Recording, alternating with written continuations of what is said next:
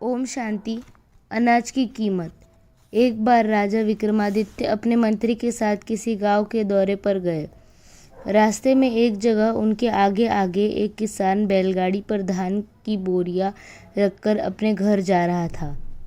उसकी किसी बोरी में कहीं छेद था। धान के कुछ दाने रास्ते में बिखरते जा रहे थे। यह देखकर सम्राट विक्रमादित्य ने कहा, रथ रोको, रास्ते में बहुत सारे हीरे बिखरे हुए हैं। मंत्री ने चारों तरफ नजर दौड़ाई पर उसे कहीं भी हीरा नजर नहीं आया। उसने विनम्रता पूर्वक कहा, महाराज क्षमा करें, लगता है आपको कोई भ्रम हुआ है। यहाँ तो एक भी हीरा नजर नहीं आ रहा है। सम्राट विक्रमादित्य नीचे उतरे और रास्ते में बिखरे हुए धान के एक एक दाने को चुनकर अपने हाथ में इकट्ठा करने लगे। मंत्री को बहुत आश्चर्य हुआ। उसने कहा, महाराज ये तो धान के दाने हैं, हमारे खाद्य भंडार अनाज से भरे हैं। राज्य में अनाज की कोई कमी नहीं, आप ऐसा क्यों कह रहे हैं? विक्रमादित्य ने गंभीर स्वर में कहा, यह धान के दाने नहीं, हीरे हैं। यदि हम अन्न का अनादर करने लगेंगे तो एक दिन ऐसा भी हो सकता है कि हमारे अनाज के भंडार खाली हो जाए।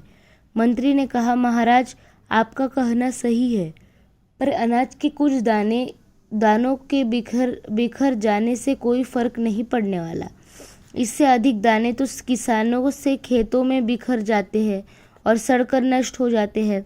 विक्रमादित्य ने कहा, ये धान के दाने नहीं, अन्नपूर्णा है। अन्नपूर्णा को पैरों तले इसी तरह रौंदा गया तो एक दिन हम अन्न को तरस जाएंगे। जिस तरह एक एक बूंद से घड़ा भर जाता है, उसी तरह एक एक दाने से संरक्षण से ही अन्न के भंडार भरते हैं। किसान ने यह बातचीत सुन ली। उसने अपने बैलगाड़ी से उतरकर सम्राट को प्रणाम किया और बोला, राजन, हम किसान हैं और अन्न से हमारी पहचान है, लेकिन हम अनाज का सच्चा मूल्यांकन नहीं कर पाते क्योंकि हमारी सोच अपने परिवार तक सिमटी हुई है।